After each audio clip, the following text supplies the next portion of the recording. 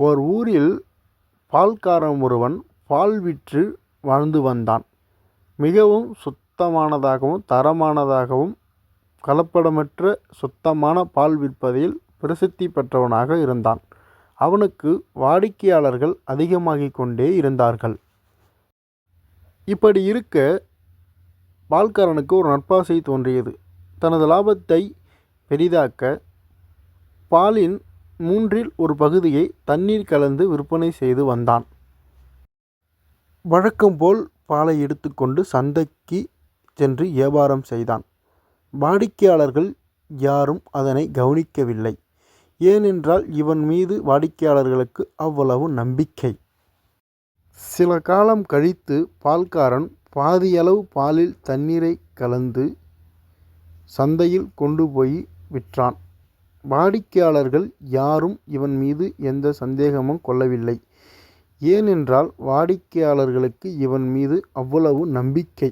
மிகவும் தரமான பால் விற்பதில் பிரசித்தி பெற்றவன் அல்லவா, அதனால் இவன் மீது அவ்வளவு நம்பிக்கை. பால்காரன் எல்லா பாலையும் விற்று தீர்த்தான். அவன் எதிர்பார்த்தது போலவே 2 மடங்கு லாபம் கிடைத்தது. அவன் எல்லையற்ற மகிழ்ச்சியில் துள்ளி குதித்தான். வீட்டுக்கு புறப்பட்டான்.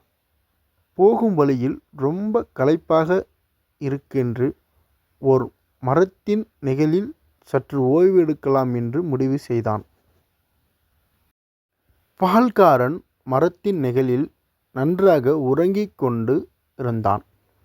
அப்பொழுது மரத்தின் மேல் ஒரு குரங்கு ஒன்று இருந்தது. பால்காரன் நன்றாக தூங்குவதை பார்த்த அந்த குரங்கு பால்காரன் வைத்திருந்த பணப்பையை எடுத்துக்கொண்டு மரத்தின் மேல் ஓடியது. இதை பார்த்த பால்காரன் குரங்கிடம் மன்றாடி கெஞ்சினான், கதறினான். என் பையை கொடுத்துவிடு என்று மன்றாடி கெஞ்சிக் கொண்டிருந்தான். குரங்கு கையில் தேங்காய் கிடைத்தால் என்ன பண்ணும்? அதே போலதான் இந்த பணப்பையை குரங்கிடம் மாட்டிக்கொண்டது. மரத்தில் இருந்த குரங்கு பணப்பையை இப்படி அப்படி ஆட்டியது. பாதி பணம் நதியில் விழுந்தது.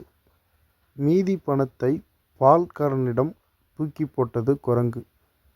இதில் என்ன ஆச்சரியம் பால்காரனுக்கு காத்து கொண்டிருந்தது என்றால், அவன் எப்பவும் போல் நேர்மையாக சம்பாதித்த பணம் மட்டும்தான் அவனிடம் வந்தது. தண்ணியை ஊற்றி சம்பாதித்த பணம் ஆத்தோடு சென்றது.